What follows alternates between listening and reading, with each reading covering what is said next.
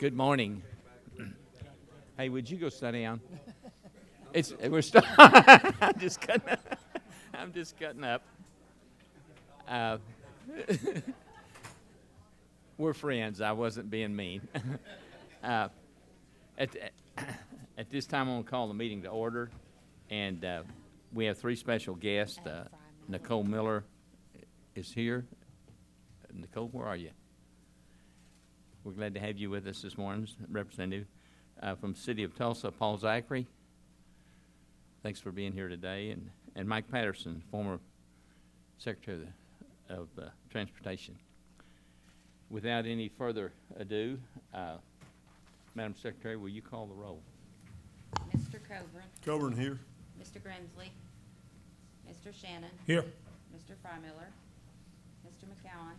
McCowan here. Mr. Dyson. Dyson here. Mr. Alexander. Here. Mr. LaForge. Mr. Peterson. Here. At this point, Secretary Gatz, would you're recognized for?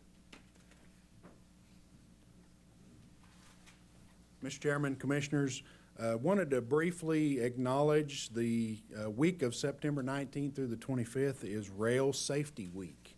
And that's a national awareness push that's called Red Out for Safety.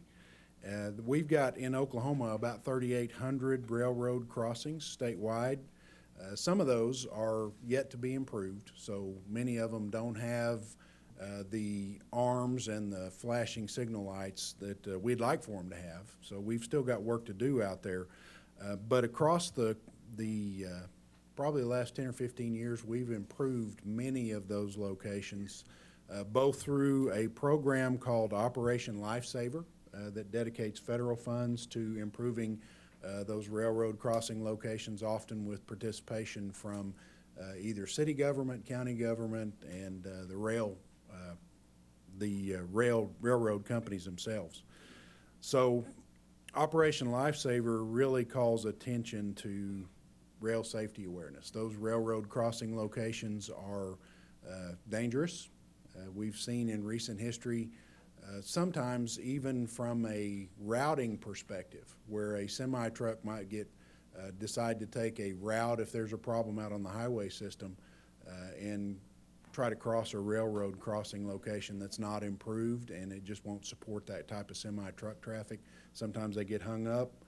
We've had a couple recently hit by trains, and so that's, rail safety when you're traveling out there on the surface transportation system is something we all need to be uniquely aware of and really pay close attention to. Again, just wanted to call attention to that this morning. Operation Lifesaver, this is its 50th year anniversary, and it's made a huge difference. But again, we want to make sure that rail safety, and especially at those crossing locations where we intersect with the highway system, is always in front of everybody's mind. So, Mr. Chairman, thank you for the opportunity to call attention to that this morning. Thank you. At this time, item number 117 is approval of the minutes of the Transportation Commission meeting on August the 8th. Do I have a motion for approval? So moved, Peterson. Do I have a second? Madam Secretary, is there any discussion on the minutes? Madam Secretary, please call the roll. Mr. Coburn. Coburn, yes. Mr. Shannon. Should probably abstain since I wasn't here. Mr. McCowan. McCowan, yes. Mr. Dyson. Dyson, yes. Mr. Alexander. Alexander, yes. Mr. Peterson. Yes. The motion was approved by 5 yeses. The consent docket contains items 118, 19, 20, 21, 22. If any commissioners would like to pull anything from the consent docket at this time, please speak up. Otherwise, do I hear a motion for approval of the consent docket? Motion, Dyson. Second, Alexander. We have a motion and a second. Madam Secretary, please call the roll. Coburn, yes. Yes. Mr. McCowan. McCowan, yes. Mr. Dyson. Dyson, yes. Mr. Alexander. Alexander, yes. Mr. Peterson. Yes. Motion approved. The vote, Had a unanimous approval of the vote, excuse me. Item number 123, Mr. Tigler, you're recognized to present. Good morning, Mr. Chairman, members of the commission, Mr. Secretary. Item 123, have one programming item this month, Sequoia County and District 1. It's a project to repair vehicle impact damage to State Highway 64D over US 64. Estimated cost is $80,000 and the party responsible for the damage is unknown. Approval for recommendation. You heard that presentation. Do I hear a motion for approval? Move for approval. Second. Any discussion? Madam Secretary, please call the roll. Mr. Coburn? Coburn, yes. Mr. Shannon? Yes. Mr. McCowen? McCowen, yes. Mr. Dyson? Dyson, yes. Mr. Alexander? Alexander, yes. Mr. Peterson? Yes. Had a unanimous approval. Item number 124, Mr. Tigler, you're recognized to continue. Thank you. Item 124, I have 11 parts this month. Part A is Muskogee County and District 1 to prepare construction plans for State Highway 10. This is with Freeze and Nichols for $768,176. Part B in Bryan County and District 2. This is to provide preliminary engineering for US 69.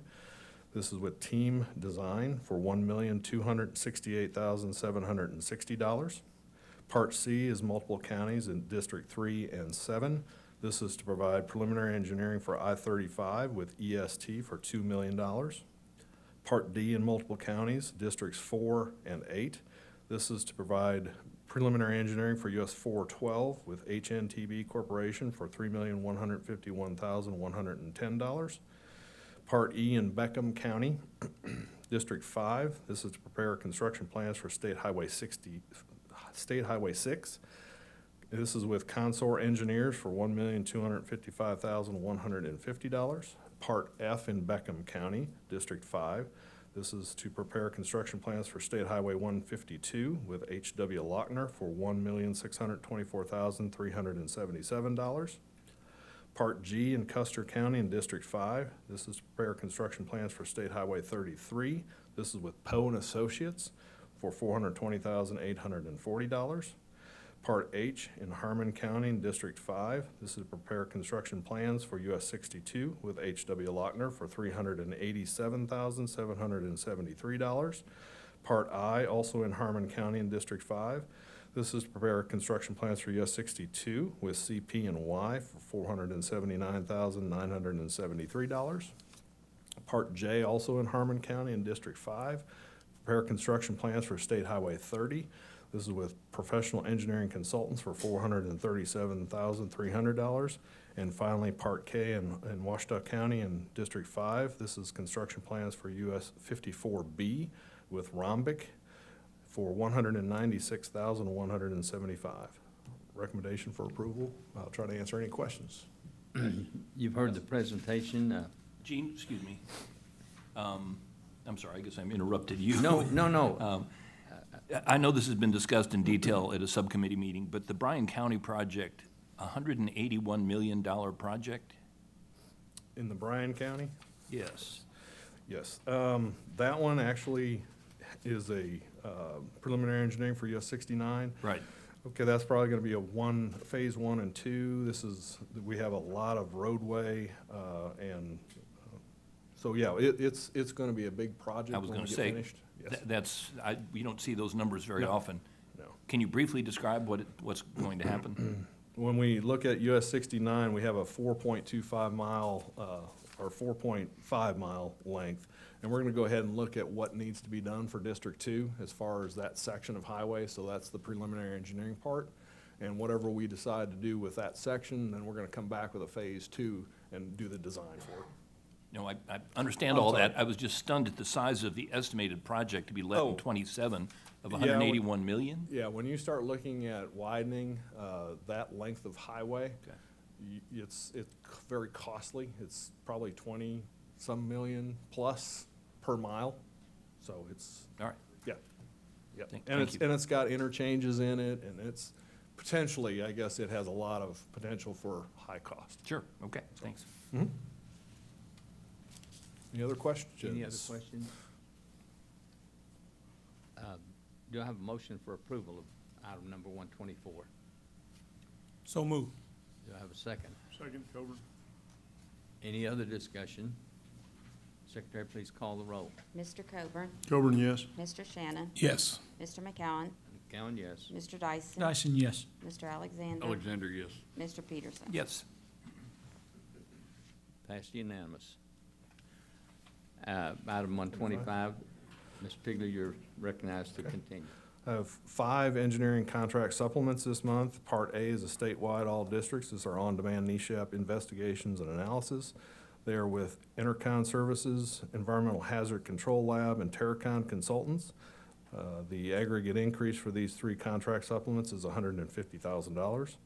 Part B is our all districts on-demand preliminary engineering, site plans, and inspection for our railroad crossings. This is with J. Webb and Associates for $350,000. Part C is a statewide all districts, our on-demand project reconnaissance data collection. This is with BKL, Garver, Half Associates, Native Strategies, Park Hill, Smith and Cooper, Poe and Associates, Professional Engineering Consultants, the Shemmer Associates, Walter P. Moore and Associates, and Whitehawk Engineering and Design. Total aggregate increase for these 10 contracts is $2.5 million. Part D in Oklahoma County, this supplement is for additional engineering to develop the final construction plans for I-40 at Douglas Boulevard. This is with Triad Design Group for $130,785. And finally, Part E in Roger Mills County in District 5. This is for additional engineering final plans for US 283 with CEC Corporation for $92,756. Approval is recommended. Try to answer any questions. Any discussion? You've heard the presentation. Do I have a motion for approval of item 125? Motion, Dyson. Do I have a second? Second, Peterson? Madam Secretary, please call the roll. Mr. Coburn? Coburn, yes. Mr. Shannon? Yes. Mr. McCowen? Yes. Mr. Dyson? Dyson, yes. Mr. Alexander? Alexander, yes. Mr. Peterson? Yes. Thank you. Thank you. Passed by unanimous vote. Item number 126 is change orders with cumulative totals of $75,000 or less. You're recognized to present. Thank you, Mr. Chairman, members of the commission, Mr. Secretary. I'd like to present item number 126, parts A through double K. These are change orders on projects which have a cumulative total of change orders of $75,000 or less. This item is presented for your information only, and no additional action is necessary, but I'd be glad to answer any questions. Any questions? You may continue. All right. Item number 127, parts through A through double K again. These are change orders on projects which have a cumulative total of change orders greater than $75,000. Your approval is recommended, and I'd be glad to answer any questions. You've heard the presentation. Do I have a motion for approval of item 127? Coburn, so moved. Second, Alexander. Any discussion? Madam Secretary, please call the roll. Mr. Coburn? Coburn, yes. Mr. Shannon? Yes. Mr. McCowen? Yes. Mr. Dyson? Dyson, yes. Mr. Alexander? Alexander, yes. Mr. Peterson? Yes. Vote passed with unanimous. Item 128 is a proposed bid opening. Mr. Hackney, you're recognized to present. Good morning, Mr. Chairman, Commissioners. Item 128, proposed bid openings, consists of the final October 2022 and the tentative November 2022 bid openings. The department recommends approval. You heard the presentation. Do I have a motion for approval? Peterson, so moved. Second? Second. Any discussion? Secretary, please call the roll. Mr. Coburn? Coburn, yes. Mr. Shannon? Yes. Mr. McCowen? McCown, yes. Mr. Dyson? Dyson, yes. Mr. Alexander? Alexander, yes. Mr. Peterson? Yes. Vote passed by unanimous. Items to be presented by the Director of Operations. Item number 129, the declaration of an emergency bridge repair. Morning, Mr. Chairman, Commissioners. Commissioner Shannon, welcome back. Good to see you, sir. Thank you. Items 129 is in 2 parts. A and B. This is presented for your information only. No action is needed on your part. This is an emergency declaration for structures NBI numbers 22670 and 15372. This is the US 62/75 westbound and eastbound bridges over the BNSF Railroad in Okmulgee County and District 1. On July 19, 2022, ODOT District 1 inspection of the two subject bridges determined that the bridge slope wall failure occurred on both bridges carrying the highway over the BNSF railroad tracks from scour action and water damage caused by flooding. The structural damage to the bridges is extensive and will require immediate emergency repairs. In accordance with Title 61 of the Oklahoma Statutes, Section 130, and the Oklahoma Administrative Code, Secretary Gatz has declared that an emergency exists which impairs the safety of the traveling public and has authorized the department to issue an emergency contract for repairing this section at an estimated cost of $700,000. Part B is also an emergency declaration. This is for structure NBI number 31370. It's the I-40 westbound bridge over the old US 270 in Pottawatomie County in District 3. On July 29, 2022, ODOT District 3 inspection of the subject bridge determined that the metal nosing of a steel expansion joint had become loose and separated from the bridge deck and was removed. An emergency repair project has been initiated to replace the expansion joint at this location. Again, in accordance with Title 61 of the Oklahoma Statutes, Section 130, and Oklahoma Administrative Code, Secretary Gatz declared that an emergency existed and impairs the safety of the traveling public and has authorized the department to issue an emergency contract to repair this portion of the bridge at the estimated cost of $60,000. Again, no action is necessary, but I'll try to answer any questions that you guys may have. Are there any questions from anybody on the commission? If there's no question, Mr. Davis, you are recognized to present item number 130. Thank you, sir. Item 130 is the assignment of certain contracts for highway construction. Haskell Lemon Construction Company and Haskell Lemon Group, LLC, have entered into certain assignment and assumption agreement dated the 19th day of August, 2022, which is attached to this item in your packet, in which Haskell Lemon Company has agreed to assign two of its contracts for highway construction to Haskell Lemon Group. The department approves of this agreement and requests the commission's consent to this assignment of the contracts listed in the agreement to Haskell Lemon Group by resolution of the commission pursuant to state law at Title 61, Section 120. I'd be happy to answer any questions. Are there any questions? We discussed that in our meeting earlier. You've heard the presentations. Do I have a motion for approval of item number 130? I make a motion to approve. Do I have a second? Second. Any discussion? Secretary, please call the roll. Mr. Coburn? Coburn, yes. Mr. Shannon? Yes. Mr. McCowen? Yes. Mr. Dyson? Dyson, yes. Mr. Alexander? Alexander, yes. Mr. Peterson? Yes. Thank you. Thank you, sir. Then now, that passed unanimous. Item 131 is awards. Mr. Dels. Good morning, You're Commissioners. recognized. Mr. Chairman, welcome back, Mr. Shannon. Item 131 are our recommendations from the August 18th bid opening. It is recommended that the following items from that bid opening, referred to by call order, be awarded.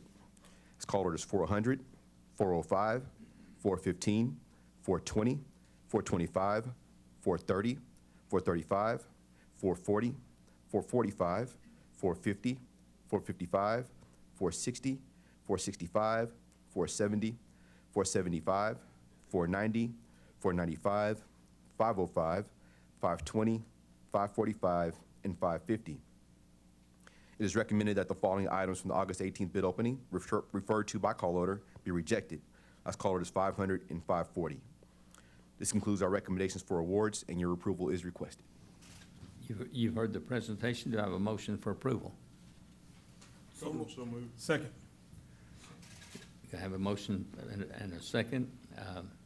Any discussion? Madam Secretary, please call the roll. Mr. Coburn? Coburn, yes. Mr. Shannon? Yes. Mr. McCowen? Count yes. Mr. Dyson? Dyson, yes. Mr. Alexander? Alexander, yes. Mr. Peterson? Yes. It passed by unanimous. At this time, Mr. Secretary of Gatz, you're recognized to present item 132. Mr. Chairman, Commissioners, first and foremost, Commissioner Shannon, We are absolutely thrilled to have you back with the Transportation Commission, sir. So, and very much appreciate Speaker McCall and his thoughtful reappointment. And again, welcome back to the commission. We couldn't be happier. Thank you, Mr. Secretary. It's an honor to be here. On the project in Bryan County, on US 69, I think if you look at the improvements that we have going right now in Calera, those improvements are significant. We've done a lot of interchange work, and that was a more than $160 million project by itself. I think what we're looking at now is the mileage that is south of that location to connect with Texas and what they're doing there in the 69 corridor. So the $181 million price tag is probably looking at that whole corridor.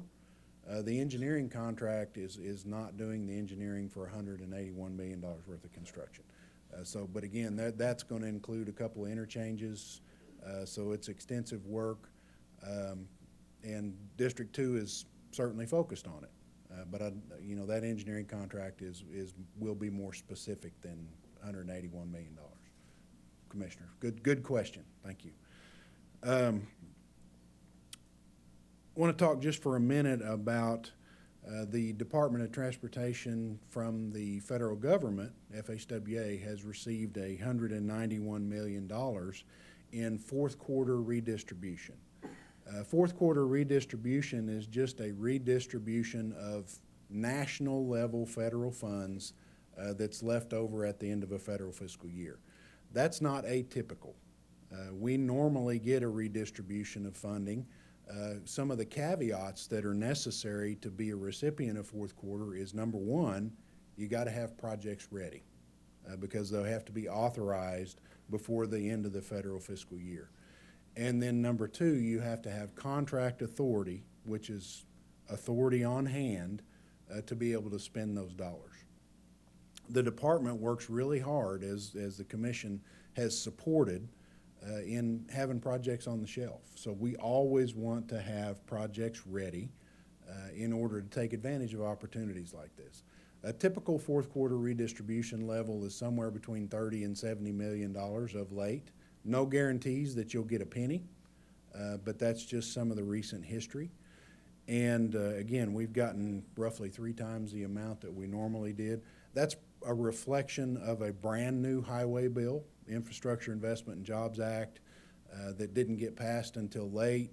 We were under some continuing resolutions and extension acts, and that takes a little bit of time to reconcile.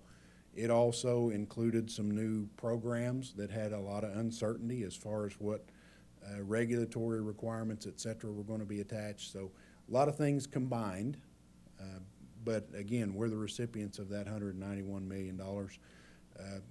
Based on inflationary pressures, we're going to be about $60 million into that 191 to complete fiscal year 2022 and the projects that we've got ongoing. We'll work with ACOG and NCOG, which is Tulsa and Oklahoma City metropolitan area, and that'll consume another 20 or 22 million of those dollars. And then we'll roll the 112 or 114 million that's left onto projects that meet the funding criteria for the contract authority and obligation limitation that we've got. To boil that down to the lowest level, what that means is we're going to do some projects that we had scheduled in fiscal 23 in fiscal 22. That caused us to put a pause on the approval and the recommendation of the 8-year construction work plan. We'll bring that back to you in October now because it will have an effect on 23. Basically, that'll ripple through the 8-year program, cause us to have to make a few adjustments. Your district engineers will be communicating with you in short order about what that means, and we'll bring you a rebalanced 8-year work plan in October. Commissioner Shannon, as we discussed, we're going to need to get some FaceTime with you on the calendars to make sure that you're up to speed with what's going on in the 8-year construction work plan. So, but again, a lot of complexities in the way that the federal funding operates. It always comes with strings attached, funding buckets, criteria that you've got to meet. The team has done a good job of getting us ready and in position where we can take advantage of those dollars, and we're really excited about it. And at the end of the day, it's going to move some projects forward faster. So, pause for any questions about fourth quarter. Again, transportation is not complicated. We're taking care of the highway system. But there are complexities in the back office that are, there's a lot of minutia that goes on. And this is one of them, fourth quarter redistribution. Not something we're unfamiliar with, but the funding level is more than we would normally get, and it's certainly going to be well received. So, I wanted to talk just for a minute about graphic, and I think we've got a picture of the headline that I think we're going to put up on the screen. You may have seen this article in the Daily Oklahoman recently. It talks about, Oklahoma doesn't rank in the top states for bridges. And when I talk about our top 10 ranking, I always qualify that statement with talking about on-highway system bridges. And on-highway system bridges means interstates, U.S. numbered routes, and state numbered routes. No county bridges, no municipal bridges, because we don't have jurisdictional responsibility for those. So I always qualify that. The couple of points of emphasis, I think when you look at an article like that, you really have to understand a more complete picture.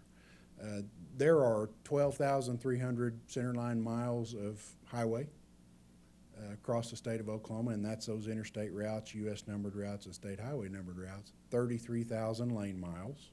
So 1 mile of 2-lane highway is 2 lane miles. And about 6,800 bridges. So that's our jurisdictional responsibility. The county road system, by comparison, is more than 80,000 miles of county roads. It's got about 15+ thousand bridges out there on that network. So they have a very large transportation system that the county commissioners are doing everything that they can to take care of. That 80,000 miles and 15,000 bridges is relatively low volume. So it only carries about 10 or 11% of all of the vehicle miles traveled every day in the state of Oklahoma. And I want you to listen to this. 70 million vehicle miles traveled in the state of Oklahoma every day. The interstate system, U.S. numbered routes, and state highway routes carry 70% of that volume of traffic. So that doesn't lessen the importance of the county road system, because Oklahoma is an agricultural state. We are an energy producing state, and that road system is important. And the county commissioners are doing everything they can to take care of it. And in response to that, you may recall that you approved here just recently the County Improvements for Roads and Bridges program. That's the legislature's response to recognizing the need for investment out there on the county system. And that program's $100+ million a year on the average.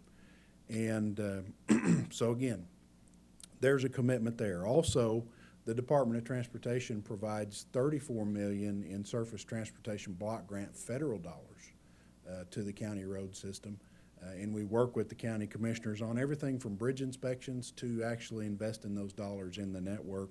And most recently, the Infrastructure Investment and Jobs Act brought forward the Bridge Formula Program, which is $53 million a year to the state of Oklahoma, of which we've dedicated $28 million to off-system bridges, and $18 million of that 28 specifically to address the 1,000+ county bridges out there that are scour critical and structurally deficient because of that scour issue. That was in response to the Legislative Office of Fiscal Transparency and some of the conversation we had with them, primarily about the County Improvements for Roads and Bridges program, but they want an emphasis put on that county bridge infrastructure. So again, we're working very closely with the county commissioners, who are absolute primary transportation partners for the department, and trying to make a difference out there on the county system. It'll take time, but the dedication is there. The plan is taking shape, and we're going to begin to make a difference out on the county system, also working closely with them. So I thought that was worth mentioning. And again, the article was factual. and everything in it was accurate. But there are dynamics in play, behind those rankings that I think there needs to be a clear understanding of. So I wanted to mention that this morning. Talking about the Legislative Office of Fiscal Transparency, in that County Improvements for Roads and Bridges review, another aspect of it that they asked us to do was to bring forward a listing of county bridges out there that were posted below the weight limit of a school bus. So they wanted us to provide a map of that to the State Department of Education.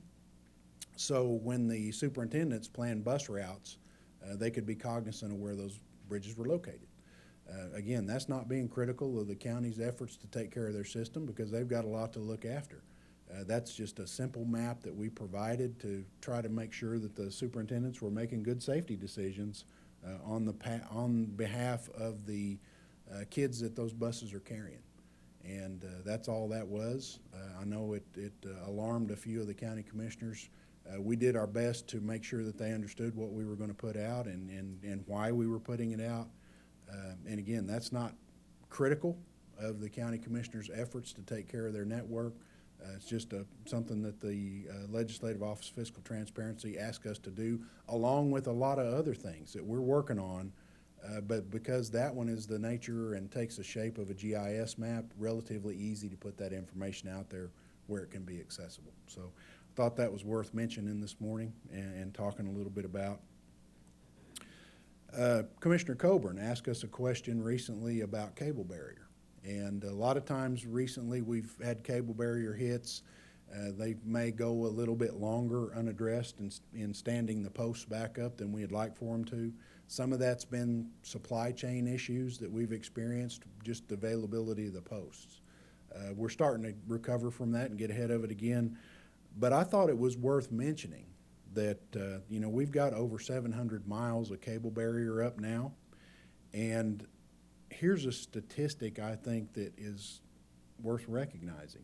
From 2017 through 2021, we average about 1,000 hits on that 700 miles of cable barrier a year. Those numbers are significant for a couple of reasons. Number one, a very high percentage of that 1,000 hits could have resulted in a severe injury or a fatality accident. We've seen those numbers go down from about 100 fatalities in crossovers back in the early 2000s, mid 2000s, to now with 700 miles of cable barrier near zero. So that is the one safety improvement that I can point to and tell you without hesitation absolutely saves lives. And again, we're doing our best. It's a big lift for our maintenance forces to take care of that cable system, but it is paramount in the safety of the traveling public. And again, we'll continue to do our best to get those hits fixed as quickly as we possibly can. But I thought those statistics were worth mentioning. Couple of awards that we recommended for your consideration this morning. Thank you for considering and approving. Northbound US 169 Bridge Ramp Reconstruction and Repair Project up at 244 and US 412. $19.2 million project. That's a replacement of that highly recognizable ramp in the Tulsa area. Certainly had some bridge deck problems with it, and it's had impacts on the traveling public. It'll be disruptive while it's under construction, so we want to make sure everybody's aware that it's been let to contract now. We'll have more information about the impacts on traffic as we go forward, but that's a good project. We're glad to get it let to contract in the Tulsa area. Also awarded a $57 million reconstruction project on 270 near Seminole. That project is a grade drain surface and bridge, and it's about a 7.6 mile project, so a really good project in District 3 that we're excited about. And worth mentioning also is a couple of projects that have been previously awarded that are about to start construction. One of which is the US 62 Bridge Replacement Project. That was a $74.7 million bridge replacement near Muskogee, and that's going to replace both the east and westbound bridges over the Arkansas River, and it's going to be a traffic disruption, certainly in the Muskogee area. And we want everybody to be mindful of that construction work zone and some of the things that'll be happening there. We will continue, and please monitor our traffic updates and reports. We'd ask the public to do that also, and we'll give you a more clear understanding of what the impacts of that construction project and that work zone are going to be. Also, I-35 widening down at the Texas border, Love County. We've got a mile-long project there that is kind of a precursor to a bigger project to replace the bridges over the Red River that we're working on in conjunction with the TxDOT. But that particular project is going to go to construction relatively short term. We're widening to 6 lanes there again in preparation to have that bigger construction project going on, and but it will be disruptive. Any construction project on I-35 with the volumes that we see there is pretty major, and District 7 will do everything they can to keep 2 lanes in each direction open as much as possible, and certainly we're going to pay particular attention to that during weekends. There's a lot of always discussion around a game that's coming up that involves a university here in Oklahoma and a university in Texas that's pretty well attended, that we'll certainly be mindful of the traffic volumes over that weekend. And we've got a resurfacing project out here between Interstate 40 and Interstate 44 on I-35 that's a little bit unique that I thought was worth mentioning this morning. That particular project is going to be mostly narrowed to 1 lane, but also we've got a couple of weekend closures, which when we close interstates in the metropolitan area, it's pretty significant. But we've got a good plan together, and starting September 16th, southbound I-35 will be fully closed between I-44 and I-40 from 7 p.m. on Friday, September 16th, to 6 a.m. on Monday, September 19th. And that southbound traffic we're going to divert to at the I-35, I-44 split and use 235 as our primary detour both directions. And again, that's going to be a complete closure of southbound traffic. That will allow the contractor to get in there, get work done, and get out of there as quickly as we possibly can. And again, we think we can facilitate a good detour there during those weekend closures, but it will be in fact impactful to the travel and public. So this commission meeting won't be the last time you hear us talk about that. That's going to be front and center, working with our partners in the media to try to make sure that the travel and public is aware of these closures that are coming up. And then on September 30th, we'll close the northbound side of 35, have a similar detour, and get that work knocked out and done. So again, I think the guys have got a good plan there to put that project under construction and finish it quickly, which is always the most important thing. When you have to have impacts on traffic, you want to get in and get out as fast as you possibly can. And on the subject matter of safety, I always want folks paying attention in our construction work zones, but also after a weekend like Labor Day weekend, you know, it's a big travel weekend. We have more accidents than I'd like for us to have out there on the highway system. And too many times we still aren't wearing our seatbelts in those accidents. And in District 6, we've got a gentleman named Brad Harmon. He's our employee, and his wife, Lacey. And as part of our efforts to increase seatbelt usage, they were courageous enough to talk about a life-changing event in their life and tape a PSA for us. And they lost a teenage son in a crash. And I think we've got a PSA queued up that we'd like to show you at this time that is a hugely powerful message. Got a phone call one evening about 5:30. Our son had been in an accident.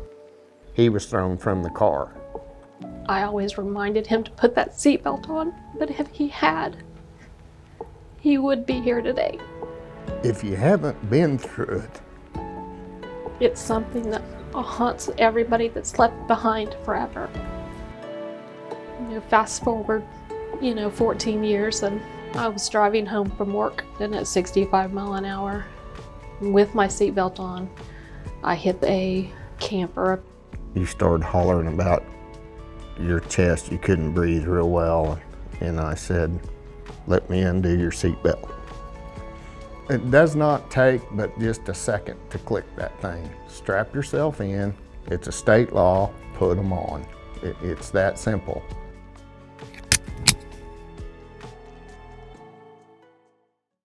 Is a pretty dramatic message.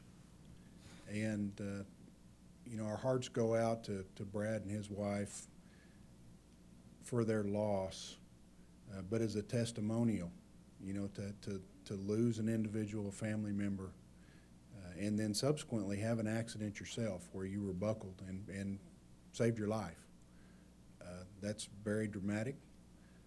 I can't express enough appreciation to Brad and Lacey for sharing that with us, because that message is absolutely critical. And his statement about taking 1 second to buckle that seatbelt and never knowing when it might just save your life, or emphasizing that to your friends and family, because never knowing when that might save one of their lives in an accident. Nobody ever leaves home planning to have an accident, but they happen all too often, even today. So again, our fatality numbers are going up. The one way that Oklahoma can make a difference, and we can do better, you know, we're ranked in the lower tier for seatbelt usage, about 84, 85%. That's 15% of all the people that are traveling out there aren't using their seatbelt. We can do better than that. And again, I thank Brad and Lacey so much for sharing that with us, and hopefully that message will make a difference for another family. And again, that's an ongoing theme, and until we see our numbers come up, it's going to keep, I won't stop talking about it. It's critical to us here in Oklahoma, and we can do better. Work zone safety goes hand in hand with seatbelt usage. Turnpike Authority had a mowing crew that was struck recently by a distracted driver on the shoulder of the highway, and that happens all too often to our workers, just like Brad, who is uniquely familiar with the dangers of working out there on the highway system in a construction work zone. And we need to take care of those folks too. So we always ask people to put away your distractions, especially when you see those red and blue flashing lights, whether it's a highway patrolman, law enforcement, first responders. Slow down and move over, you know, for those guys, because there's something going on there that you need to be paying attention to. So we'll continue to emphasize work zone safety. We'll continue to emphasize seatbelt usage. And I want to recognize, especially here in September, that it's Rail Safety Week. And so we want to recognize rail safety and ask everybody to be ultra careful at rail crossings. Please don't run the barriers. You know, that should be very intuitive. But those 2 seconds that it takes you to go and run that barrier could be a difference maker for your life, because a vehicle does not win when it encounters a train. So again, don't run the barriers. Take those few minutes to let that train go by. Always pay attention, and we're really proud of the work of Operation Lifesaver and that 50th anniversary and the commitment and the lives that saved is worth talking about. So, Mr. Chairman, with that, I'll bring to close a pretty lengthy director's report, but I feel like we covered some very important subject matter this morning, and I'll stand for any questions that the commissioners may have. Before you walk away, I've been sitting up here almost 4 years now, and every meeting I've become more impressed with you and the people that run this department. It's amazing what a great job that you guys do.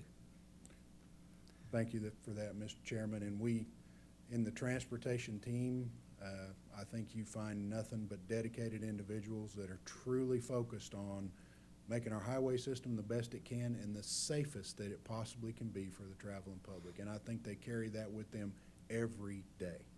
So thank you for that recognition. In behalf of the other commissioners, I want to welcome TW back and say how glad we are to have you back where you belong. Yes, sir. Thank you. Are there any other discussion points? If not, I would hear a motion for adjournment. Motion Dyson. Do I have a second? Madam Secretary, call the roll, please. Mr. Coburn, Coburn, yes. Mr. Shannon, Yes. Mr. McCowen, McCown, yes. Mr. Dyson, Dyson, yes. Mr. Alexander, yes. Mr. Peterson. Yes. We are adjourned. Mhm.